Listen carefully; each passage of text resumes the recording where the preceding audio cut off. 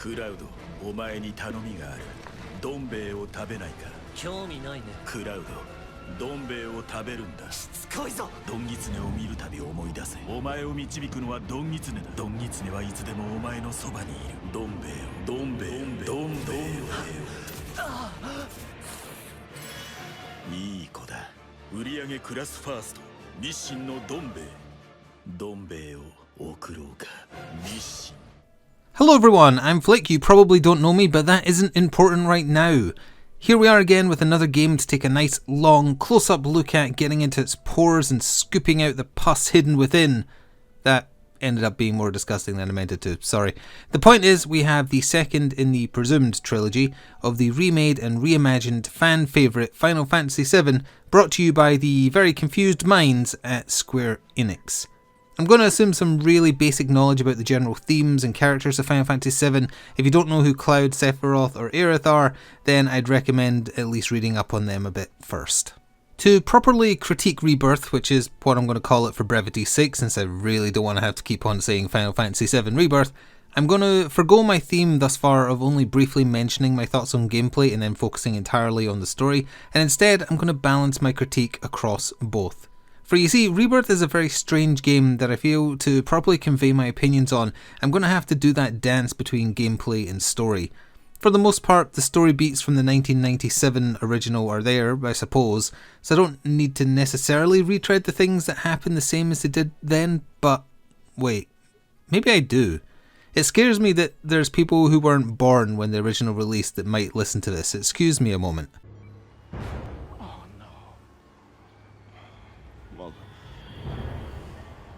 To finally come around to my opening point, I'm going to go into more detail about gameplay than I have done in this series so far, and I'm going to end up spoiling most of the plot, but very specifically, we're going to do a deep dive on Zack, the ending, and multiverses / multiple timelines. Please keep that in mind. If you don't want spoilers, you'll have to leave now. With warnings sufficiently issued, I think it's time to get started. Grab something to eat, something to drink, sit comfortably, and we will begin.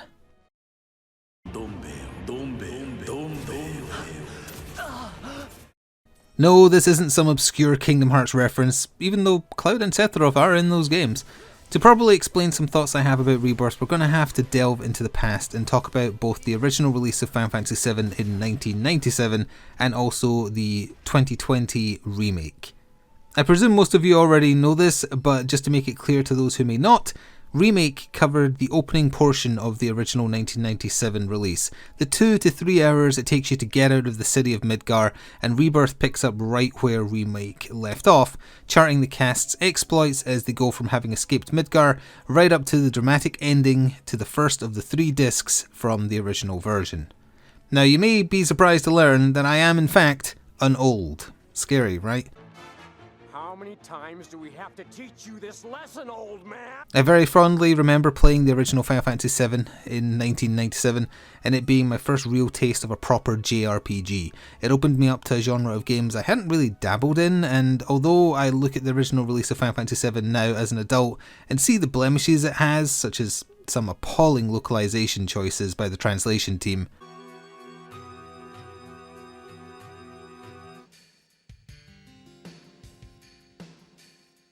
it was still a great game and a defining moment for my early video game tastes. It became iconic and really popular outside of Japan compared to the previous games in the series. As a result of the success, it spawned 2 movies, books, cameos in other video games, adaptations, spin-offs, and more over the decades. We aren't quite into the horrible mess that Kingdom Hearts lore became, but when Rebirth features obscure references to characters from Crisis Core Final Fantasy VII and Final Fantasy VII The First Soldier, the latter of which is a free-to-play battle royale phone game if you aren't aware, you've got to wonder what changed from 2020 to 2024. Even if you didn't play the original in 1997, you could play Remake and enjoy it. The story does things a bit differently but introduces the same characters and takes them on largely the same journey. Things get a little messier near the end of the game, which, at the time, made me hope they were going to go in a wildly different direction with the plot. It creates a lovely bit of a mystery for those who played the original. Has the events of the original game happened? Is this someone or something attempting to break time, have another go at it and do things differently? That was a great angle. I wish they did that instead of bloody multiple universes. In Rebirth, you have a short recap of Remake available in the main menu that covers the larger points of the plot, and given that Remake covered the equivalent of like 3 hours of gameplay from the 1997 original, it isn't hard to clearly convey that information. I'd still probably say playing Remake first is advisable though.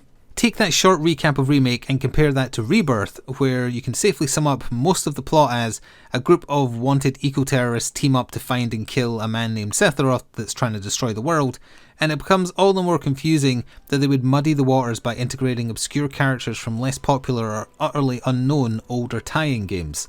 Sure, some people might know Crisis Core since the PSP version got a PC remake, or are vaguely familiar with Zack in general, but how many of you can honestly say you've heard of Glenn with 2 N's from Final Fantasy VII The First Soldier? Remake was very, very popular, and it's to its detriment slightly that this was the case, in my opinion. I'll go into plenty of detail as we go, but for now I'll summarise it by comparing Rebirth to Thor Love and Thunder. Square Enix put too much faith in the creatives behind Rebirth, and as a result it led to an overbloated, over-silly, self-indulgent bit of a mess that is more than happy to put the main plot to one side and waste your time at every opportunity.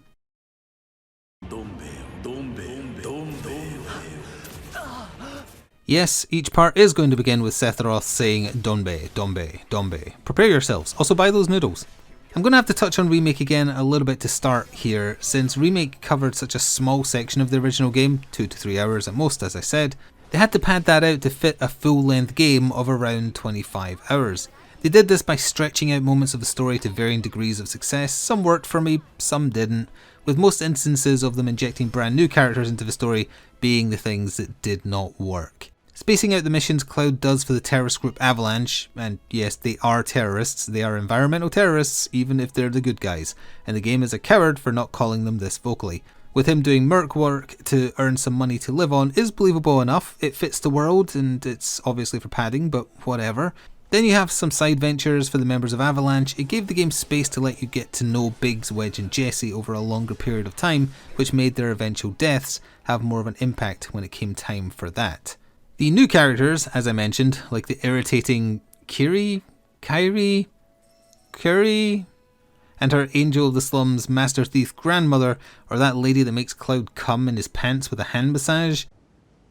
What? Were tiresome. Giving Cloud more time with Aerith and the other playable characters to flesh out their relationships was great, but these OCs brought into the universe pretty much all fell flat for me. It's on par with Jon Favreau putting his cartoon characters into live-action Star Wars. Sadly, the developers doubled down on this trend for Rebirth, as we'll get to. As a player of the 1997 original, the intrigue presented in Remake was genuinely great. Seriously, I loved the implications.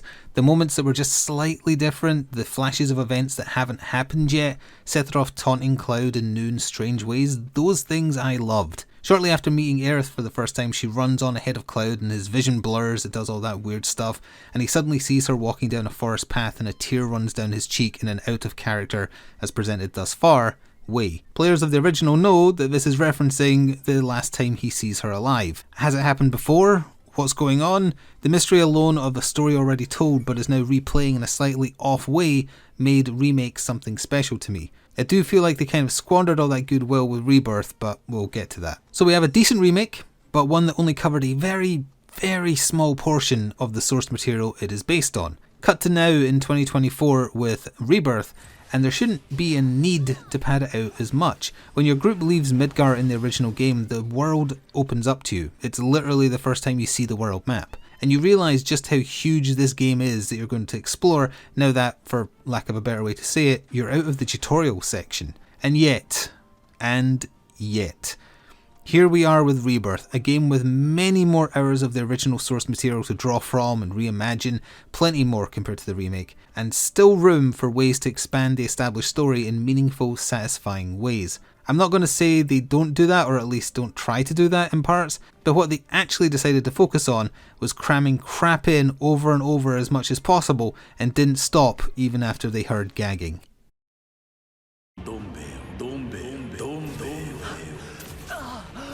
First, let's make it clear that optional content is usually exactly that. In theory, you don't have to do it, but as we'll get to, not only does Rebirth try very hard to make you feel bad about skipping actual optional quests and minigames, but also forces a lot of them on you in non-optional ways multiple times. To use fast travel in a region, you must wrangle the chocobo specific to the area. I say chocobo, by the way, not chocobo. It's a childhood trauma, don't ask. To have a fair fight to earn the summon of the region, you must visit the shrines hidden in the area. To cross the sea to Costa del Sol, you must take part in a Queen's Blood card game tournament while on the boat. To forward the story in Costa del Sol, you must do at least 2 minigames, one of which has you round up misplaced segways, which are called wheelies in the game, at an event. To reach the finale of the Gold Saucer's first day, you must do all the attraction minigames, and so on. The trend continues throughout the whole of Rebirth. There's even a second forced Queen's Blood section in Coral Prison, for fuck's sake. You are constantly given a stream of things to do in each region you visit, and it's hard to go very far without stumbling on a map marker of some variety. I know that might sound like a good thing, and I guess to a certain extent it can be, but the ratio of side hustle that isn't actually a side hustle, since it must be done to complete the main story, to something that really is truly optional is completely off.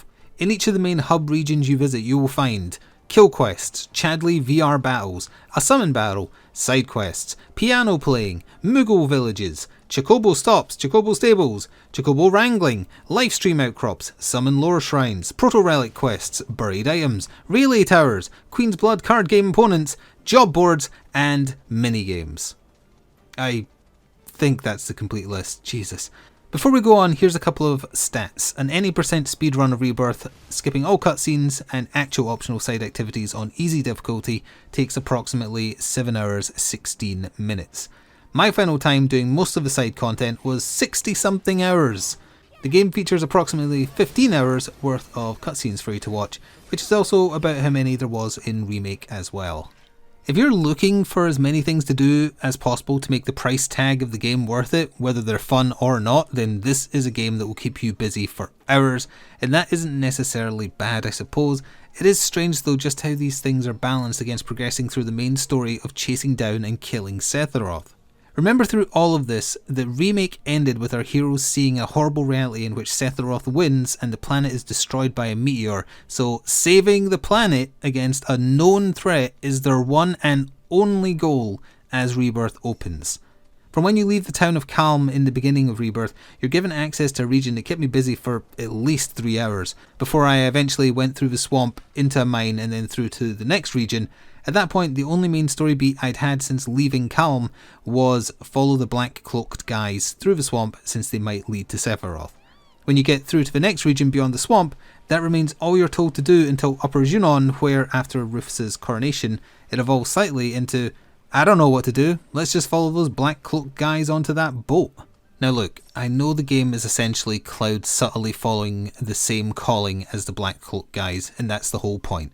Hojo actually spells it out about as simply as you could possibly do when you meet him in Costa del Sol. But their answer to this portion of the story in the original game being fairly flat and one note was, add more side hustles. At least in the original it looked like it was Sephiroth you were following and not just the black cloaked guys. But no need to worry about saving the world or the plot not changing much if you're distracted by Rebirth's parody minigames of Rocket League and Fall Guys.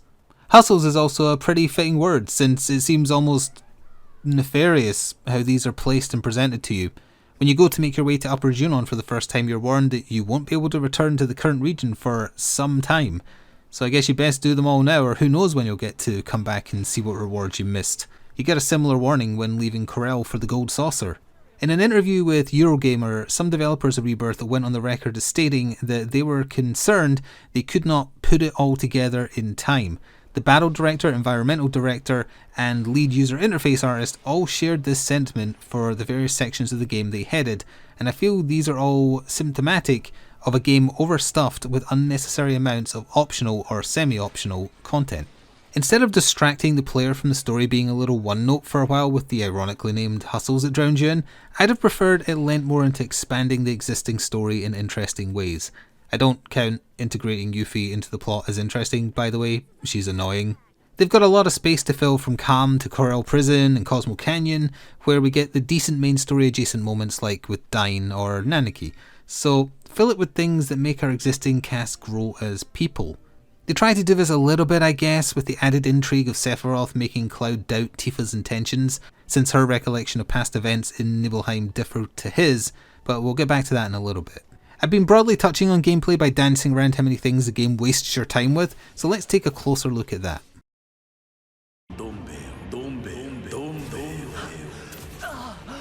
For the most part, the gameplay in Rebirth is about the same as in Remake, but I do want to talk about it for a little bit since it will let me branch out into some more specific topics. I also want to make it clear that it's fine overall, so don't think I'm hating on the core combat of the game too hard. I think I preferred Final Fantasy XVI's more aggressive focused combat, but that's just personal preference. In Rebirth, the combat does feel a little flashier than in Remake. There's more combos, you can transition from ground to air combat a lot smoother. It's a little more, for lack of a better term, anime looking. It also has a blatant disregard for the rules of gravity, but whatever. This is especially true with the new synergy team-up attacks you can do with all active team members, where you use friendship powers to make the camera have an aneurysm. Besides that, I didn't really have any issue with how the game ran, didn't notice any slowdown or anything like that during combat. I did notice that characters, especially Cloud since he doesn't seem to blink, can look a little off at times when you're running around and exploring a region. Anyway, each character plays slightly differently, they aren't all just hack and slash like Cloud is. For Aerith you want to build up her wards, for Red you want to block to build his vengeance meter, for Yuffie you want to stick your throwing star in someone and then bombard them with ninjutsu, and so on. I appreciate the time they took to make everyone have their own flavour of combat style. I will mention that giving Cloud a new weapon ability called Firebolt Blade so early in the game was an absolute mistake. It's just flat out better than anything else he learns for most of the game, and it's way too easy to spam. It closes gaps between you and the enemy instantly, it juggles them into the air, so Cloud can go into the air and you can branch into more aerial combos and you can jump between two elements by using it, fire and lightning, that a lot of enemies are weak to. Here's another random tangentially connected aside that I've got to bring up. Why is one of the things that Aerith says when you switch to her during combat, "I'm coming"? Why that line? It doesn't make sense in the context of fighting a battle. Why is "I'm coming" her cadence? How does that make any sense?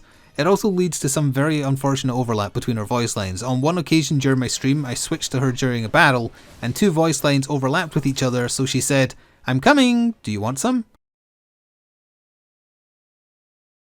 Man, that was funny. If you came away from Remake thinking, yeah, the combat was cool but it dragged a little bit, then you thought the same as me. When I played through Remake on PS4 at release, I loved the active combat but hated how tanky everything felt, especially the bosses.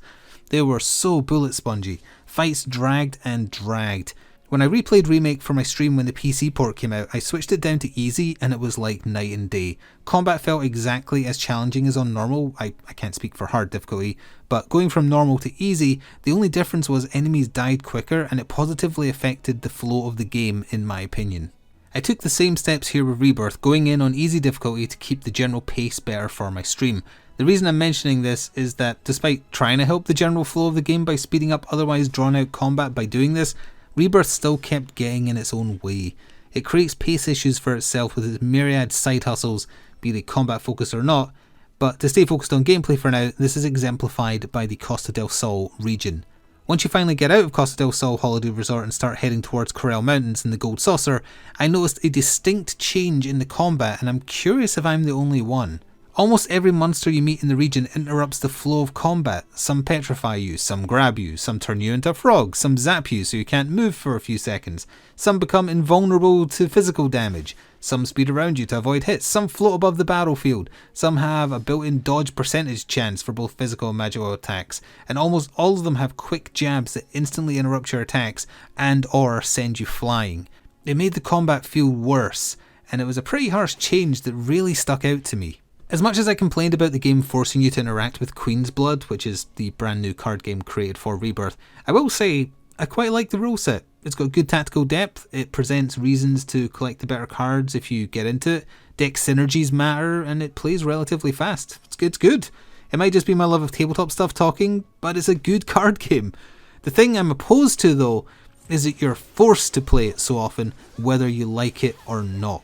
It can be hard to grasp how it plays. I had people watching me on stream constantly say they couldn't follow what was happening while I was playing it. If you're playing through Rebirth for yourself, you can't avoid interacting with Queen's Blood to complete the story, and the base deck you get given is far too weak to just coast through with that.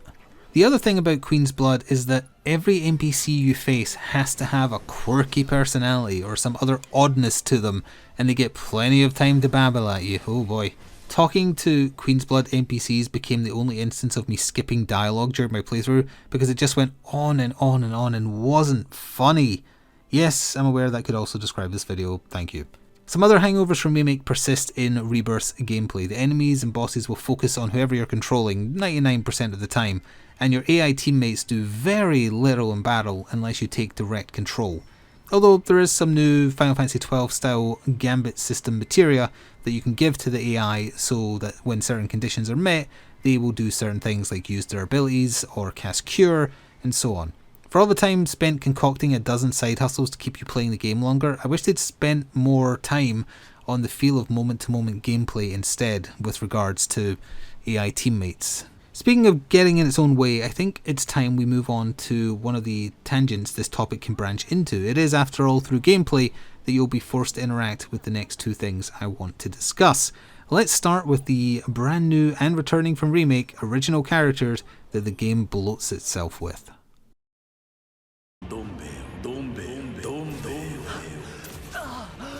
I already mentioned some obscure additions from Final Fantasy VII adjacent spin-off games such as Glenn with two N's from the first Soldier, and I could probably throw in Sissonate from Crisis Core 2, but I want to talk about all the fresh new original characters both Remake and Rebirth have stuffed themselves with, and how utterly tedious most of them are. It's so boring. How does that work? Where does that expression come from? It doesn't make any sense. Make it stop. They're pretty easy to spot. If you see someone pushing themselves into a cutscene to speak to you and their design looks out of place, hideously over-engineered compared to the core cast, and or like they fell out of a Kingdom Hearts game, then rest assured 9 out of 10 times you've probably found yourself a brand new character. There wasn't really that many of note in Final Fantasy VII Remake. In fact, the only two that come to mind are Kuri, and our grandmother that I mentioned earlier are Chadley and a rival soldier named Roach? Porch? Whatever, the mullet bike guy. And they probably only came to mind because they return in Rebirth. There were others, I'm sure. In fact, just in writing out this sentence in my script, I remembered the various dons of the Sector 5 slums you have to impress during the cross-dressing section in Remake, and they all return in Rebirth via small cameos, but compared to how many and how over-designed the new additions are to Rebirth, it's like night and day. It's like the creators don't trust good old character development and writing to make someone memorable anymore. So now they've all got to dress ridiculously in clothing that doesn't even match the world or other people around them. Let's approach this topic like this. I posed a question to my stream when I was around about 50 or 60% through the game. Not counting repeated lines spoken during combat when you use abilities, limit breaks, change character, so on. Who have we heard talk the most during the game so far? Now this is just anecdotal, I didn't go and literally count up the words, so don't be mad at me if I'm wrong about this, but I'm fairly sure the answer is either Chadley or his new AI named Mai. What the fuck is up with Chadley anyway? Seriously. This kid in Remake was a Shinra researcher that was a means by which to earn materia and do set battles for rewards. In Rebirth, he's now a former sex robot Hojo maid that escaped and wants to research the world by linking together out-of-commission recon towers. I'm pretty sure Cloud and his gang are helping him create Skynet. By the way, his wiki page lists his race as cyborg, so I guess it was stated in Remake he wasn't human and I just missed it or forgotten? Oh hello, future me here. During editing and checking over the script, I did a bit more research, and Chadley apparently reveals his cyborg nature to you if you do his quests and research tasks in Remake. I never did all of them, so thus never heard this revelation that he was not in fact human. You can only imagine how much of a headfuck this was to then meet him in the Chocobo farm half an hour into Rebirth for him to suddenly mention that he was a cyborg randomly. Jesus. In Rebirth, Chadley, a cyborg now free from his programming, has created an AI. Should we be worried about that? The robots are making AI? Whatever. The meteor is going to wipe out the planet before the Reapers get here anyway. Speaking of Mai, his AI, that rhymed, she's pretty terrible. During set battles where you have optional objectives to achieve during the fight, she spouts out biological data about the creatures you're murdering. I presume it's meant to be silly. It has to be, because you can't hear a bloody word she's saying while you fight, And it isn't just a single sentence either, she goes on and on and on. There's no option to turn her off, by the way, I checked. Chadley and Mai harass you to do the side hustles in each region. They harass you if you don't do them, and if you happen to walk by, they say, hey, do that thing yet?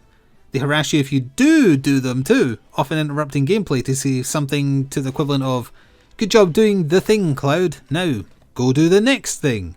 It's mind-numbing. I couldn't even call it hand-holding either. They interject to exist as an interruption and nothing more. I would love to know what the thinking behind that was. Shut the fuck up! Why did they feel it necessary for Chadley to invent a gender-swapped version of himself in AI form to argue with anyway? What's the purpose? It seems like an attempt at humour when they interrupt each other to talk to Cloud, but what does this add to the overall experience? It isn't funny. Again, with a lot of new things added to Rebirth, it feels like they exist simply to waste time. That's probably enough on Chadley, and to be fair, he doesn't come across as desperate to be loved as the newer, over-engineered characters added to Rebirth do. It's just, you interact with him or have to listen to him so much, so he stands out for that reason. Characters new to Rebirth feel so unnecessary most of the time. That's the gist of it. The original cast of characters you meet along the way as the game opens up and lets you explore the world are pretty weird, or a better word might be eccentric. Dio, who thankfully is faithfully recreated here in hilarious fashion, being the prime example. The game didn't need to be overstuffed with more eccentric OCs. It devalues and weakens the impact of the ones more important to the story that already existed. The game is desperate to be loved, hence my comparison to Thor Love and Thunder earlier. With that said, let's move on to the other jumping off point from gameplay to something equally as connected, the music.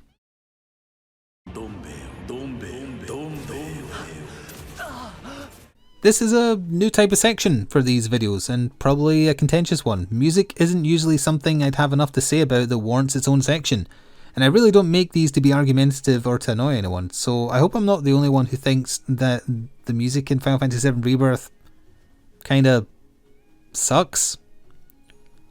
With each new instance of dubstep or jarring musical track that didn't match the tone of what I was doing, it rubbed me the wrong way. Perhaps it's reflective of the current musical trends in Japan, but the only tracks I liked were the mostly ambient remixes of the original music that play as you explore a region, and the tracks they brought back from Remake. Speaking of the Remake, I think it won awards for the music, and I honestly can't see that happening with Rebirth. I'm not even sure if this is a case of it being a very subjective topic. Well, liking or not liking a piece of music, sure. For instance, dubstep ain't my thing, but my main complaint is the type or style of some of the music in the game does not match the tone of where it is used. A good example of this is as Barrett slowly retreats into himself and gets self-reflective as he knows what's going to happen once the group get to Coral, you make your way there to the thumping wub-wub beat of dubstep. I wanted to include a small spattering of some of the examples of music from the game that I found particularly egregious, but due to the rash of spurious copyright claims where actual audio is flagged as being a cover in order to steal the lion's share of the revenue from videos, I can't really take the risk. Never forget that YouTube's copyright system is broken and easily abusable by actual criminals. Since I can't let you listen to any tracks from the game, I'll simply say that if you want probably the worst examples and are willing to go find them for yourself on YouTube, pause the video and go find There's a New Merc, or It's Only Gus, or Salmon's combat theme, and then come back. You better come back. We haven't even talked about the plot yet. Christ, this is going to be long. Another thing I noticed is that very frequently the audio balance between speech and music were totally off during cutscenes, which is not something I expected to have to complain about with a big release like this. I don't think I imagined it, and I know I had it set up correctly, and I checked as much with my audience while I was streaming just to be sure. We'd be watching a cutscene play, and I'd say to the viewers, is it just me or is it hard to hear the characters over the music? And they'd reply, what? Because they couldn't hear me. That's just a little joke. They did agree that the audio balance was sometimes off though. I don't want this to come across as completely negative or that I only enjoyed the returning tracks from Remake. I already mentioned I enjoyed the new subtle ambient remixes that play outside of battle when you're exploring, but there's some others in there too. I'm struggling to think of any as I write this, but the new remix of the Shinra Parade music was pretty good. The final boss music was pretty good. There's a few other tracks in there. In all seriousness, of the new music in the game, I think the Gongaga region music for both exploration and battle are probably my favourite from the whole game. Absolutely fantastic stuff there. job well done. It matches the tone of the story at that point, it doesn't detract from what or how you're doing things, it's the most diegetic, in my opinion. More of that and less of the wub wub in the next one, please.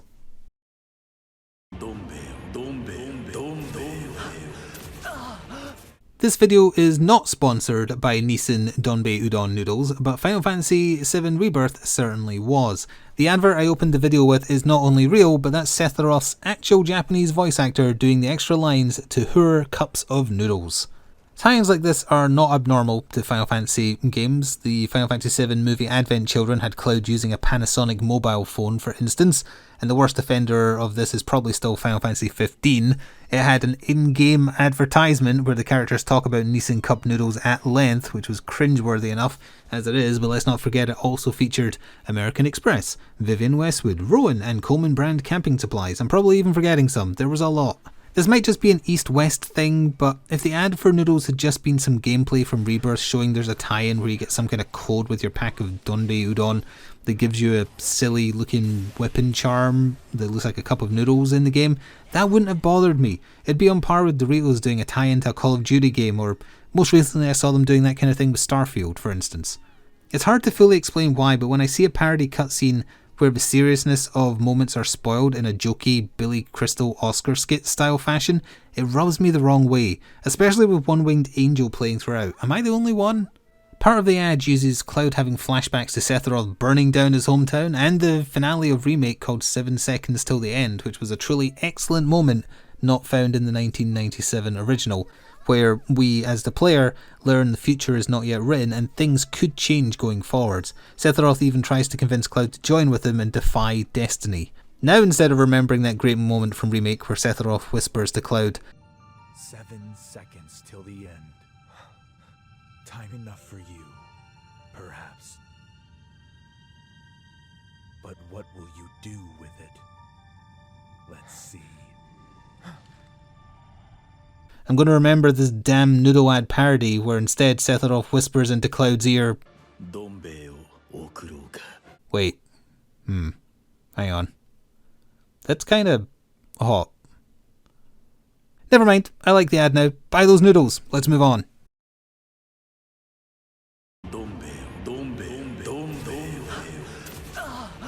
Now it is time for the meaty stuff, right? The plot. I guess you could sum it up by saying it's the Whispers War. I will elaborate further, but it's going to take a while. Buckle up, we're in for a ride.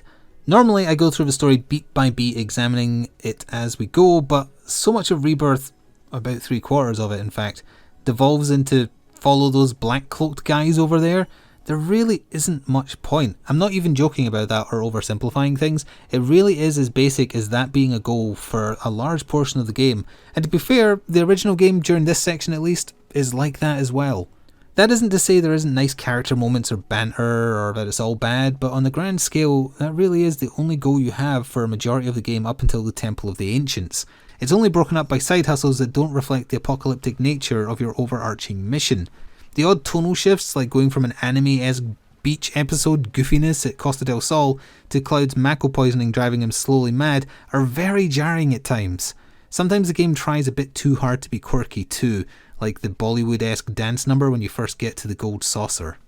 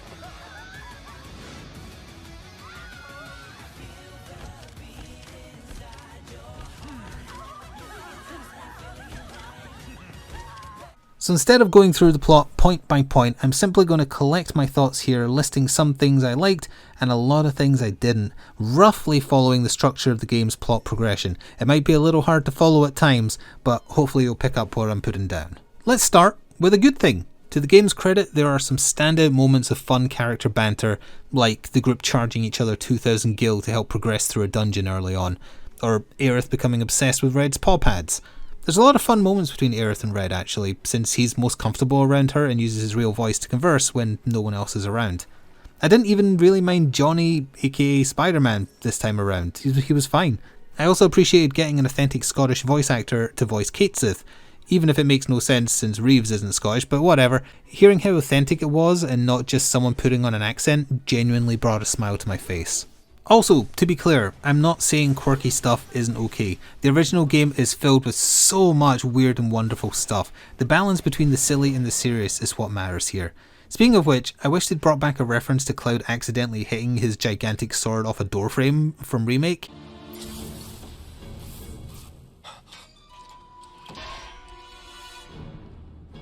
That shit was hilarious, and it actually became a thing I just say in passing now, anytime I bounce my weapon off of scenery in a video game. Oh, I Cloud Strifed myself. Outside of moments of levity, Barrett's story arc in Coral with Dyne has great moments of emotion, although I do think Dyne's voice actor was a little poor. In the original game, Barrett's character development here is where a lot of people, including myself, really started to like him. He has depth, he has trauma, he has guilt, and he lives with that. He bears its heavy burden every day, and his adopted daughter is the only thing holding him together. It's truly great stuff. There are some eyebrow-raising moments of content and story beats from the original game that are absent or altered in Rebirth for mostly, I presume, modern sensibilities.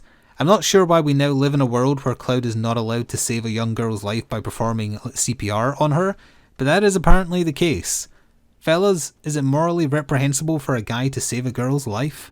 Oh Jesus Christ, why do Muggles look like horrifying little emaciated koala bears with buck teeth now? Jesus! If you're getting tonal whiplash from these things I'm mentioning, then don't worry, it's normal and side effects will not be permanent. I don't get the choice of changing Dyne's chosen method of suicide from jumping off a cliff to death by randomly spawning Shinra cops.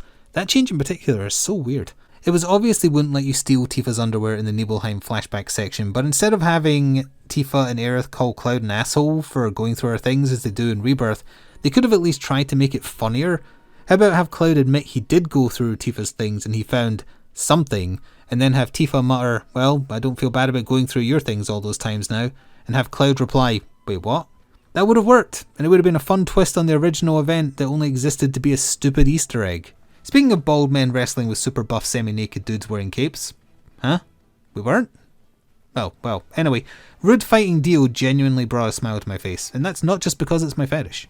Aerith having knowledge of when someone returns to the planet, aka dying, which is established in the original and remake, is utterly ignored or forgotten about in Rebirth. Aerith knows when her adopted mother's husband is killed in war, yet doesn't know when her first love, Zack, is killed. When you meet Zack's parents in Gongaga, I was like, they haven't forgotten that she knows when people close to her die, right? And for a moment I thought she was just sparing their feelings, but when she talks to Cloud outside Zack's parents' home, nope, she just doesn't know Zack is dead. At least the Zack of their universe, or timeline. Oh man, this is going to get annoying. Another little complaint I have is the plot can't decide what it wants to do with Red and the fact that he is a talking dog person. Hi there. Did that dog just say hi there? It jumps between him trying to hide that he can talk to moments where he does talk, and normal people react with either shock or treat it like it's normal. There's absolutely no consistency. He's the sole survivor of a species unknown to most of the world that's been Hojo's prisoner for years. Everyone should be shocked if he chooses to say something in their presence. The game can't decide its relationship with blood or violence either. Cloud skewers a Shinra soldier, which is very hard to say by the way, and hoists the corpse above his head during a section where he's briefly evil, but no blood or guts come out. Then seconds later he stabs a soldier on the floor and he gets blood across his face for some reason. Dyne getting shot to death leaves no bullet holes or pools of blood, and nor does he and Barrett getting their arms riddled with gunfire during a flashback. The game is rated 16 but feels PG. It didn't need to feel so censored, and yet it does. Speaking of that section where Cloud, heavily under Sephiroth's influence, tries to murder Tifa, why is nothing said about this after she survives her trip through the Lifestream? She and Cloud talk about his potential illness and cell degradation when she wakes up, but never once is she like, "You tried to kill me, asshole, what's up with that?"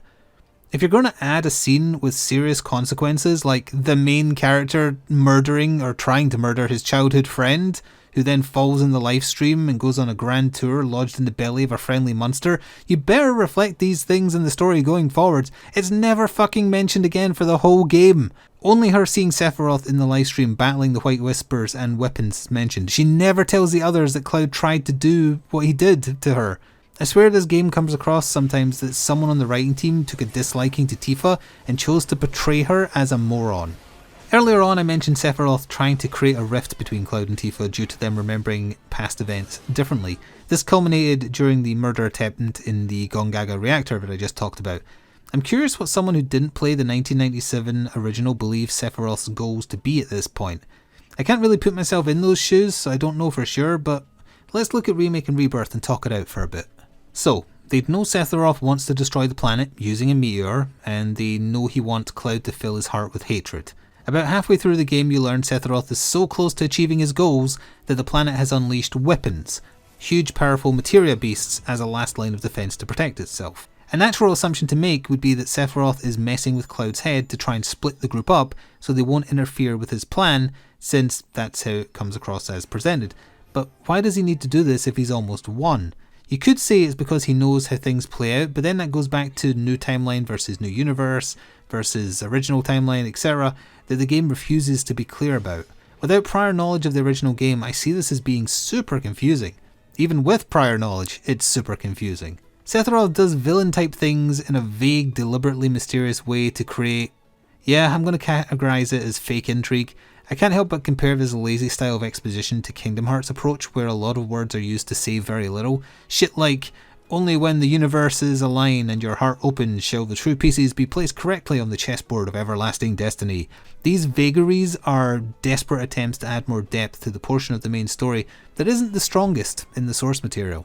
That isn't to say I don't like the new scenes where Cloud and Tifa are untrusting of each other. They were pretty fun, if ultimately pointless, since the resolution to Cloud's misconceptions and illness aren't discovered in the portion of the original game's plot that Rebirth covers. We'll probably need to wait until the third game in this presumed trilogy for that particular payoff. Only when the group reaches Cosmo Canyon about 70% of the way through the game does the main story really start to move with any sense of urgency, and you learn about the black materia from the Gi. The group already know what Sephiroth is doing thanks to the new scenes at the end of Remake that showed the meteor destroying the planet. They aren't, or at least shouldn't, be surprised when this is brought up again. Oh no, Sephiroth is doing the thing we knew he was doing. I guess it restates the main goal of the villain, which might be useful if you've been doing all the side hustles up until that point and have forgotten, and it does explain the MacGuffin he requires to achieve his goals, so it isn't totally pointless. But it is strange that only after that moment does the party show true resolve in wanting to stop Sephiroth, instead of randomly coasting through events and going from one location to the next. Speaking of Cosmo Canyon, it being changed into a cult that tries to indoctrinate tourists was certainly a choice. I can only really list it at that. My stream audience and I pontificated for a while trying to work out why this humble little town was changed into this thing. It was also strange that Bogenhagen was so utterly, appallingly rude to Tifa specifically. She tells him that she fell into the Lifestream and he implies she has brain damage. Then she asks if it's possible that Mako returns to the planet in some other form, and he calls her stupid, before suggesting that she go to one of their seminars to get re-educated. Tifa just takes all this and never stands up for herself. It's infuriating. The party do go to said seminar, held by the planetologists, which is actually just a prayer circle type thing. Thankfully Cloud is kept in an agnostic position throughout, simply observing everything, but this is followed by a lantern lighting event, both of which awkwardly include Tifa and Aerith pushed into these moments in central roles to try and give them more weight, because the tourists watching these things must be like, who the fuck are these two? What's an ancient? Is that a talking dog over there? You could argue that it's so about an hour later Bogenhagen can tell Red to go on his journey and that he was wrong to be so closed-minded to new ideas before now, but it's utterly assassinating the character of Bogenhagen from the original game, and I still don't really understand why. It seems like such a strange, pointless change. It can't just be for a 1 hour character turnaround moment, right? I don't know. When something like this happens that seems so random yet so deliberate in how off it feels, It feels like there's some kind of nefarious reason behind the change, but I have no proof of this, so at best all I can offer is conjecture. I'm pretty sure it's a bug that in Cosmo Canyon, and only in that region, every time you call your Chocobo and get on, Yuffie will sing her awful Chocobo song. She does it literally every time you call the bird and get on. I'm not kidding. It must be a bug. Please God, let it be a bug. You know, I wasn't sure Wedge died in Remake.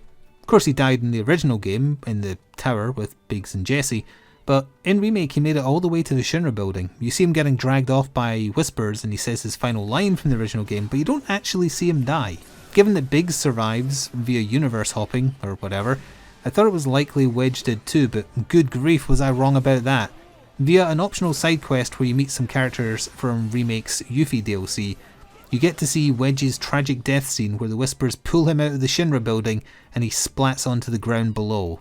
Thanks, I guess? You really needed a goofy side quest about a minigame where you pilot little robots called Robo-Chads to fight monsters to show me a likeable character from Remake tragically die with no one around to give a shit? I suppose it's a potential plot hole from Remake cemented over, if nothing else, but Wedge deserved better. Sid and Vincent, who I've not even mentioned yet since they matter so very little to the game, just kind of show up and tag along for the last quarter of the story. Sid knew Aerith's mother now, and Vincent wants to kill Sephiroth. That's really about it. The only thing I'll associate Vincent with now is a boss fight against him being preceded by a mind-numbingly boring Kate Sith minigame section that went on way too long. Speaking of Kate, remember in the original game how if you didn't allow Kate Sith back into your party after he betrays you, he threatens Marlene's life? How about Sid verbally abusing a woman who saved his life but ruined his dreams for years in Rocket Town, and being a bit of a piece of shit at first so he has room to grow as a person? No? Don't worry, Rebirth didn't either. I want to talk about the ending of the game in a separate section since it's a contentious issue for a lot of people, so let's wrap this up by talking about the rest of the plot real quick. Most of the game has the main goal of killing Sephiroth reduced to just following the black cloaked guys, and even when the main plot does become more of a focus, it retreads information you already have. This isn't really Rebirth's fault, it's down to the source material again, just being this way originally, but their answer to how to make this more interesting, by overstuffing the game with new side hustle content, was not the best solution. Outside of nice character moments that I talked about, there really isn't enough plot existent within the game to latch onto outside of a list of things I observed while playing, which is a shame. Follow the black cloaked guys is followed by get the black materia, which is concluded with fight Sephiroth again. I really can't overstate how little point there is in a moment by moment breakdown of the game's story because of how little happens that matters to the overall narrative, so I think we can leave it at that. After wasting so much of your time, the game then conflates the Temple of the Ancients and the City of the Ancients together into the same location like they were running out of time. There's no Rocket Town, there's no optional visit to Wutai. Some of these things may well be saved for the next game, but with so much time wasted on padding, it feels like a lot of that could have been cut so more of the original story locations could stay in. Just before you reach the finale, there's a moment where everyone except Cloud has to relive a traumatic moment in their lives as a plot contrivance to open a door. Well, that's just lazy writing. Don't ask. Fred being branded by Hojo, Barrett losing his wife, Aerith losing her mother, Tifa losing her father, Yuffie losing her, I don't know, I didn't play the DLC, who cares? There's no good reason for all this. It comes out of nowhere. And while the individual moments are handled decently enough, none of them are earned at all. To gain access to the final boss fight, you must watch the 5 cutscenes of Trauma. That's where we're at. It came across as forced and desperate to try and pretend the game spent any time on characterization instead of drowning you in mini-game garbage. Look at this character we could have spent more time on but didn't. Instead, we're going to cram it all in just before the curtains close so that a door will unlock. Before we move on to the big ending though, there is one more thing I want to branch into and talk about. It's someone even more important to the plot than he was in the original. Me? Gungaga.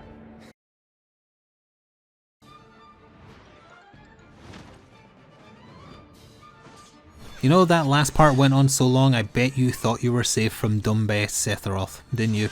The Donbei Sephiroth couldn't hurt you. Well, you aren't safe. No one is safe from Donbei Sephiroth. For this section, in which we're going to talk about Zack Fair, I'm going to have to jump between the 1997 original remake and Rebirth, since his role has been evolving over the years. This is probably because his existence was a means by which to extend the lore of the Final Fantasy VII universe in a way that still stayed close to the main plot. Zack is the reason Cloud survives Nibelheim, and he was also Aerith's boyfriend. Rebirth kinda treats Zack like shit. They bring him back, well, sort of, in order to torture him and kill him in new and wonderful ways. Will he die raiding the Shinra building trying to find Hojo? How about throwing himself off a reactor after Biggs gets shot, or getting exploded by the meteor? How about breaking his heart by Marlene telling him that Aerith loves Cloud instead of him? Why bring him back just to do these things to him? He already had his heroic death in Crisis Core. Zack's role and connection to these important characters were expanded on in much more detail in Crisis Core that I just brought up. That was originally a PSP game, but it was also released on PC, and the port is pretty okay, it's pretty good. Not great, and certainly limited by its original source format, but still good enough for me to have enjoyed it, and it does end on the sad note of Zack fighting the Shinra army until he dies. Boy, oh boy. The price of freedom is steep.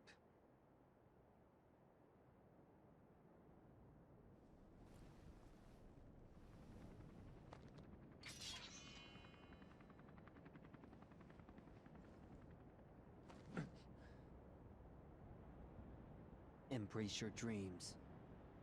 And whatever happens, protect your honor. As soldier! Come and get it! It's handled well, it's literally impossible to win, soliciting the same kind of tone as Halo Reach's final level. It's a sad ending, and a sad ending can work, especially if it teases hope, and this is an example of it done well, I feel. At the end of Remake, Zack was used as part of the ending stinger. It turns out he's alive now somehow after the wibbly wobbly timey wimey final fight. What's going on? How did it happen? What does this mean for the story going forwards? Are we going to get any answers or just more Kingdom Hearts style nonsense? It was another moment that made me think they were really going to run with the angle that the original story happened, but this is a Sephiroth do-over and there's been some side effects type thing. And that made me excited for Rebirth and what could happen.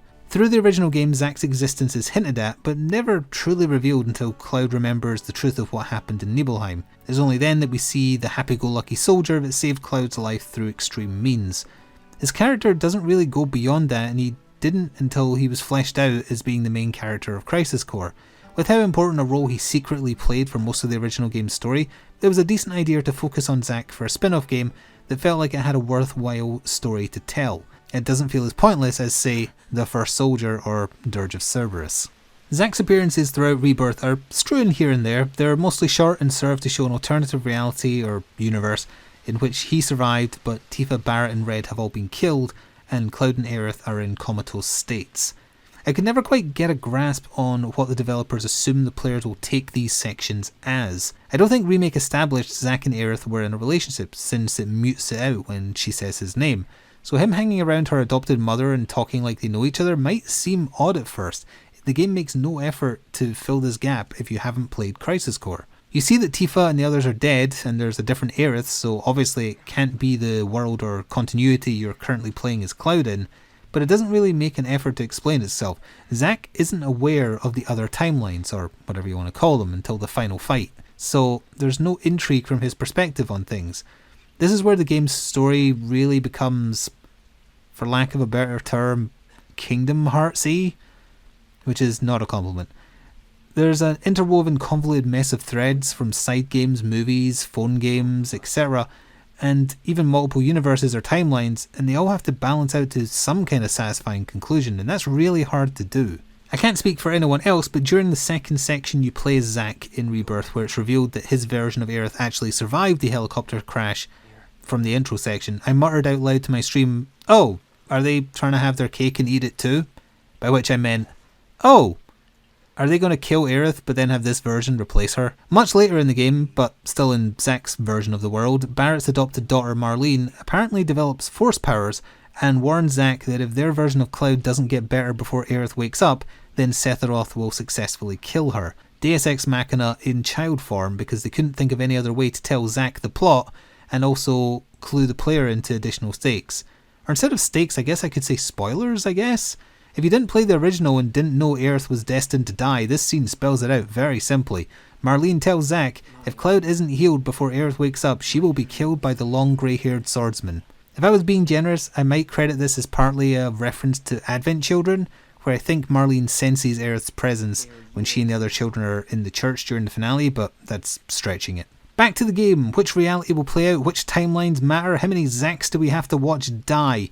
And no matter which one does happen, there's an alternative already being offered to the player. Leaving things conveniently open and without an answer for at least 4 more years leaves a lot of wiggle room to change your mind.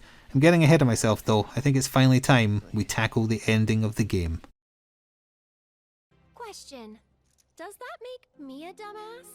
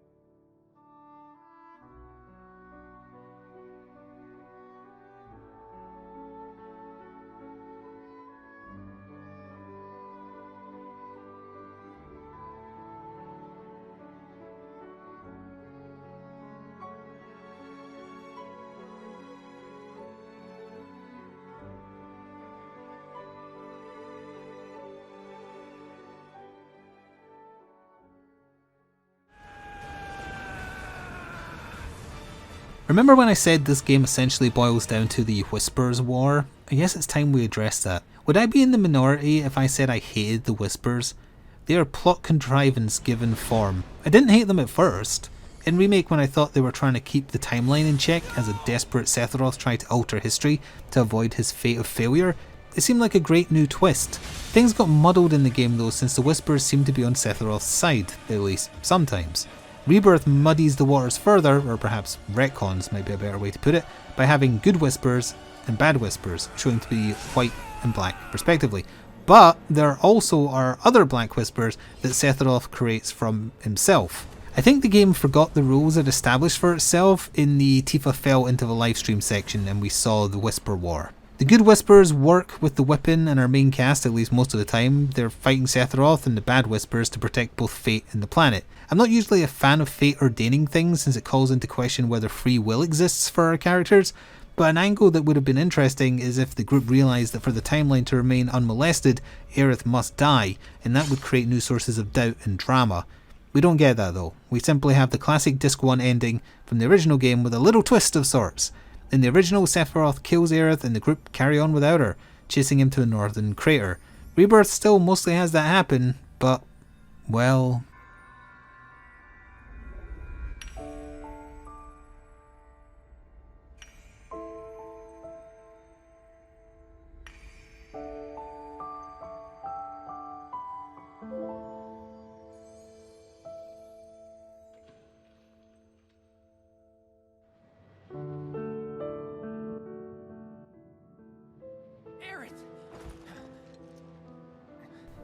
So, is there multiple timelines or multiple universes? I don't think there's necessarily a need to differentiate between the terms here, since either serves the same purpose, but let's say timelines for now. We have the main timeline, by which I mean the one in which we are playing as this version of Cloud.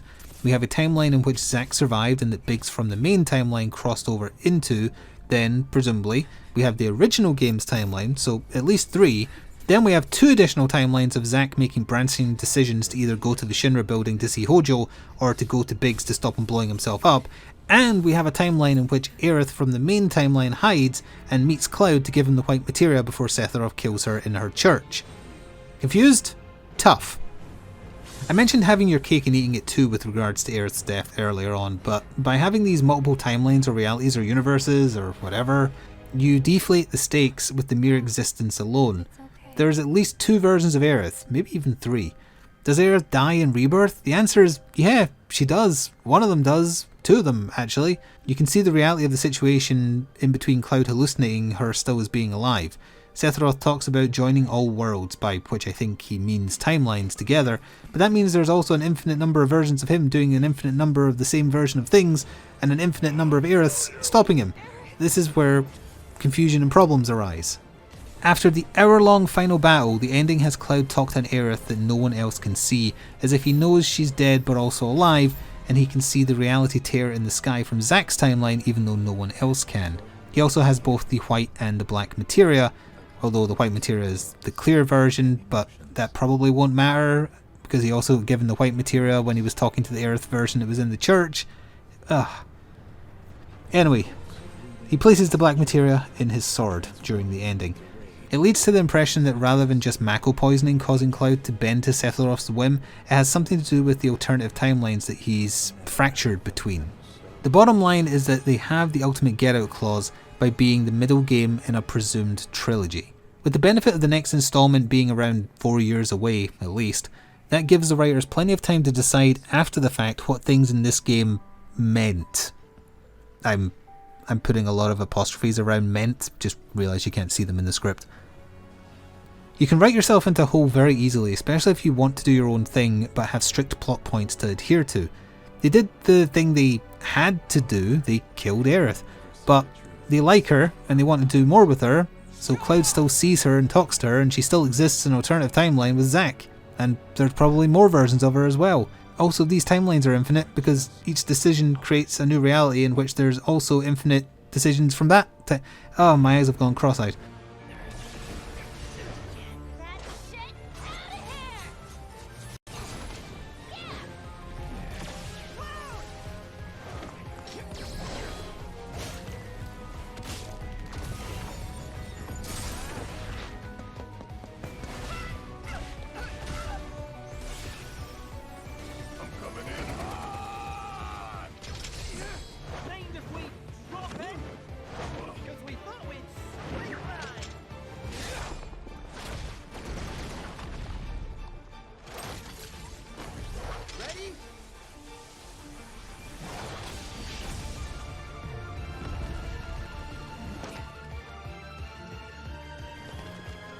When every reasonable possibility is on the table, that lowers the stakes so far it hurts.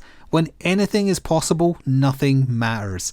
They should have either killed her and kept it true to the original of being the trilogy low point, their version of Empire Strikes Back if you like, or went in a totally different direction. If Aerith doesn't die, she can't protect the planet, so that gives you things to explore. But no, they decided to sort of do both, but also maybe neither. They went the Kingdom Hearts route of saying a lot of hollow words. They had their sad moment and then confused things by having Cloud still see her alive. What is the point of ending it this way? I feel like the confusion is part of the point. It could go in any direction. The ultimate get out clause of multiverses or alternative timelines or all that garbage. I'm curious if all this was decided before the Marvel Cinematic Universe failed, since I do see parallels between the two. Barrett was the only person to feel like they had significant amount of time spent on developing and really going into his character.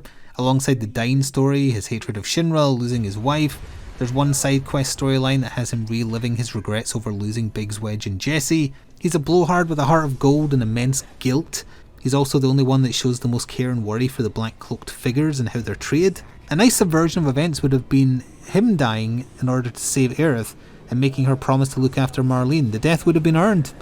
He'd see it as atoning for all his mistakes and also protecting someone he's grown fond of through the journey they've been on together, but nah, Crisis on Infinite Earths but with Final Fantasy characters instead of DC.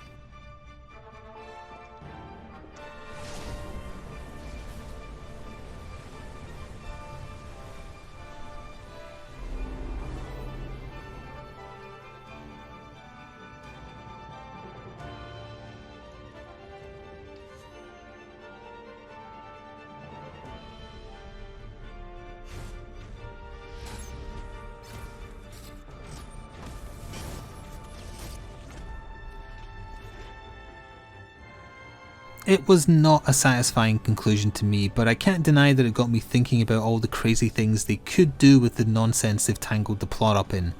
The worst thing they could do with a third game is hit mediocrity. Either be amazing or be so bad it's good. I'm sure they'll bring Aerith back, but it's whether it will matter is what's important. If, or when, they bring her back, it's to the benefit of their new vision of how the story should end, or is because they felt she shouldn't have died in the original, okay, explore that. It's worth noting that the cast don't even really mourn her for that long in the original game. She's barely mentioned after you move on from the City of Ancients. And there's previous Final Fantasy games where many more of the playable cast members die tragically, but something about Final Fantasy VII in 1997 was different. I think Aerith's death in the original game stands out to a lot of people like me because Final Fantasy VII was their first real taste of a JRPG in the late 90s, and I personally wasn't used to long stories that actually killed a playable character I'd been with for hours and hours and hours.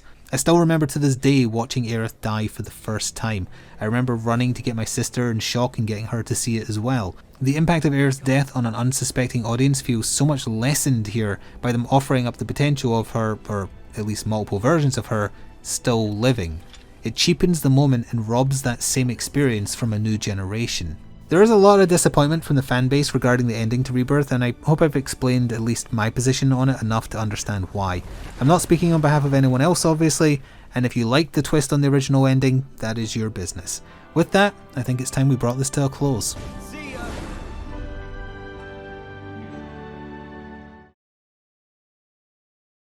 Nailed it. I know. Thank you. Moving on. Wow, you made it to the end. A lot more than 7 seconds from it still though. I hope you enjoyed the video. It's nice to get passionate and talk about things like this. Video games are essentially toys, sure, but adult toys, or at least for those age 16 and over in this case. And remember that not every adult toy is something meant for the ass. I was thinking of some apt metaphor I could make to sum up my feelings about the game, and here we go. Final Fantasy VII Rebirth is like riding the bus. You'll get to the destination you want eventually, but there's a lot of stops along the way. It feels like the developers had no faith in the strength of the source material to carry them through, and so they made minigames, and then they made more minigames, and then they made even more. Not done yet. They made even more. I'm sure a lot of work went into those minigames, and the developers felt so as well, which is why so many are forced upon you in non-optional moments, but it doesn't change the fact that most of them are boring. It's honestly as simple as that. The game's quality is dragged down by having too many boring minigames forced upon you. Many overstay their welcome, many don't feel fun, or that fun was even the main goal of why they exist. I wish the time had been spent on better things like more character development and plot lines to let us get to know the characters even better. Less Chadley, that little robot prick. More emotional development between the cast we care about. I'd be surprised if you put every out of combat line spoken by Cloud one after the other into a timeline and even have 10 minutes of audio. He remains agnostic in so many situations it could have been moments for him to get to know the other party members. But no, instead you have quests where a set party member will be the focus, and you can tell they are because they'll do all the talking during the cutscenes. Cloud stands and blankly observes, and this is not his character. He is damaged and misanthropic, yes, but he is not monosyllabic and simple-minded. At times in this game he felt more like Squall from Final Fantasy VIII than who he should be. Rebirth is a mess, it's fair to say. A mess of ideas, a mess of tedious minigames, a mess of multiverses, a mess of timelines, and baffling errors like the audio mix between music and voice being so poor in places. I'll say it again and again, work went into this game, and it's obvious it did, but man did it go in the wrong places. This serves as a prime example of self-indulgence and everything wrong with leaning too hard into that. There is good things here. The voice acting is mostly fantastic. I liked the combat prior to Costa del Sol. The boss fights, the member berries paying homage to the source material were neat, and trying to expand on the relationship between Cloud and Tifa was enjoyable, even if I feel like they botched the landing somewhat by utterly ignoring the fact Cloud tried to kill her. I don't mind Queen's blood, just don't force it on the player, and as weak as the ending felt, it still left me wondering where things are going to go with the next installment. I think that about sums it up. Yeah, it wasn't that great, certainly not as good as Remake, but it's an awkward middle child deserving of some attention at least. Maybe a supercut of just the main story cutscenes for instance. This took a long time to put together, so I hope you'll forgive the slower upload schedule. If you enjoyed listening to me ramble for almost an hour and a half about the game, please consider showing your support. Comments, likes and new subscribers would certainly help, or if you'd like to do even more, consider pressing that thanks button. You can also pitch some ideas for things you'd like me to talk about in the future. I think the next thing falling into my crosshairs will be the Season 1 content for Suicide Squad Kill the Justice League, since that horse isn't quite beaten to death yet. Anyway, enjoy the rest of your day, and ta-ta for now. I am so bored right out of my brain. If I don't die first, bet y'all go insane. 'Cause I've got nothing else to do. I'm stuck here wasting time.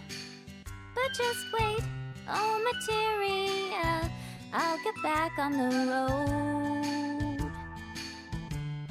and make you mine.